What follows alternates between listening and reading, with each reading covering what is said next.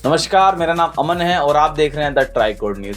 BMC चुनाव में महायुति का फॉर्मूला तय, लगभग 207 सीटों पर बनी सहमति, 20 पर अभी भी खींचतान जारी। मुंबई में बृहन मुंबई महानगर पालिका चुनाव को लेकर सियासी सरगर्मी तेज हो गई है।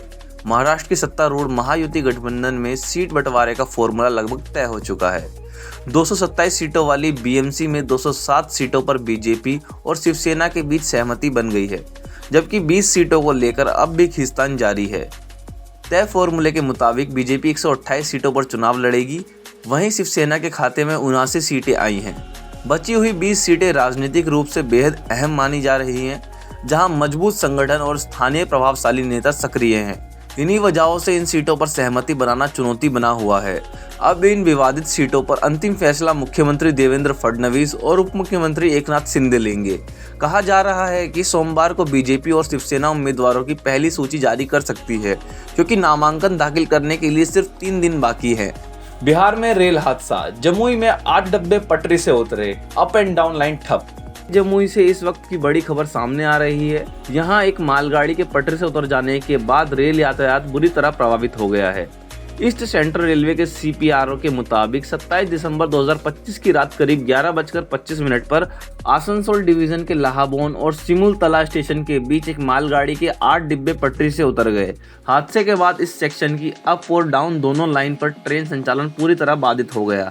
जानकारी के अनुसार जसीडीह से झाझा की ओर जा रही सीमेंट से लदी मालगाड़ी जमुई के टेलवा बाजार हाल्ट के पास हादसे का शिकार हुई। घटना की सूचना मिलते ही आसनसोल, मधुपुर और झाझा से 8 यानी एक्सीडेंट रिलीफ ट्रेन की टीमों को मौके पर भेजा गया और युद्ध स्तर पर बहाली का काम जारी है।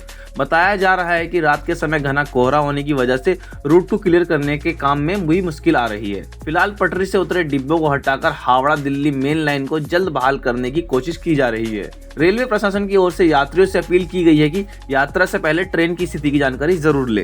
रायगढ़ में कोयला खदान का विरोध हुआ हिंसक, 14 गांव के हजारों ग्रामीण उतरे सड़क पर, पुलिस की गाड़ी में भी लगाई आग, 8 घायल। छत्तीसगढ़ के रायगढ़ जिले से इस वक्त की बड़ी और सनसनीखेज खबर सामने आ रही है। तमनार इलाके में कोयला खदान के खिलाफ चल रहा प्रदर्शन शनिवार को हिंसक हो गया। जानकारी के मुताबिक जेएसपीएल को प्रस्तावित कोयला खदान के लिए नियमों के खिलाफ कराई जा रही जन सुनवाई का 14 गांव के हजारों ग्रामीणों ने विरोध किया। ग्रामीणों का आरोप है कि भूमि अधिग्रहण पूरा हुए बिना प्रशासन और कंपनियां दबाव बनाकर जन सुनवाई की प्रक्रिया आगे बढ़ा रही है। बताया जा रहा है कि पिछले करीब 15 दिनों से ग्रामीण शांतिपूर्ण धरने पर बैठे थे, लेकिन शनिवार को जब पुलिस ने धरना हटवाने की कोशिश की तो हालात अचानक बेकाबू हो गए। इसके बाद ग्रामीण और पुलिस के बीच धक्का मुक्की और पथराव शुरू हो गया और देखते ही देखते पूरा इलाका हिंसा की चपेट में आ गया।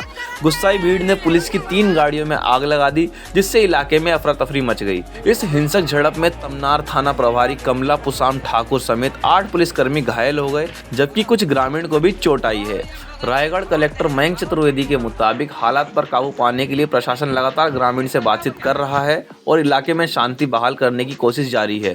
फिलहाल तमनार में भारी पुलिस बल तैनात है और स्थिति पर कड़ी नजर रखी जा रही है। 750 करोड़ की साजिश, सुपारी किलर का खात्मा, पश्चिम उत्तर प्रदेश के खौफनाक गैंगस्टर विनय त्यागी की मौत। उत्तर प्रदेश के अपराध की दुनिया का एक खौफनाक अध्याय शनिवार को खत्म हो गया।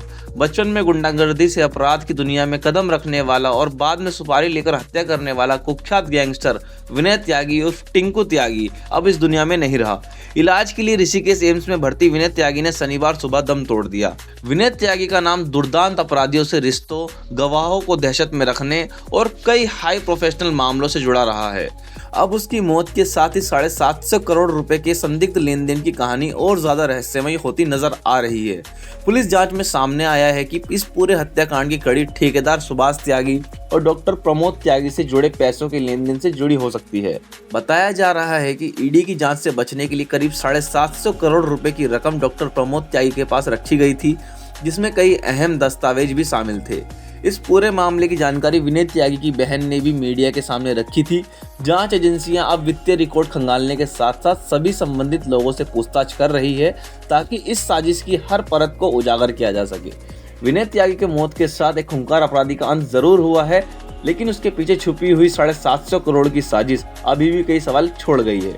बेगमपुल पर कार सवार युवकों का हुड़दंग, वीडियो वायरल होते ही थाना प्रभारी लाइन हाजिर। मेरठ के बेगमपुल से देर रात की एक घटना ने पुलिस महकमे में हड़कंप मचा दिया है। शुक्रवार देर शाम कारों के काफिलों में सवार युवकों ने बेगमपुल चौराहे पर जमकर हुड़दंग मचाया, जिससे इलाके में जाम जैसे हालात बन गए। सोशल मीडिया पर वायरल वीडियो में कार सवार युवक यातायात नियमों की खुलेआम अनदेखी करते हुए चलती गाड़ी से बाहर निकलकर हंगामा करते नजर आ रहे हैं। पुलिसकर्मियों ने उन्हें रोकने की कोशिश की, लेकिन कार सवारों ने पुलिस की बातें नहीं मानी और हंगामा जारी रखा।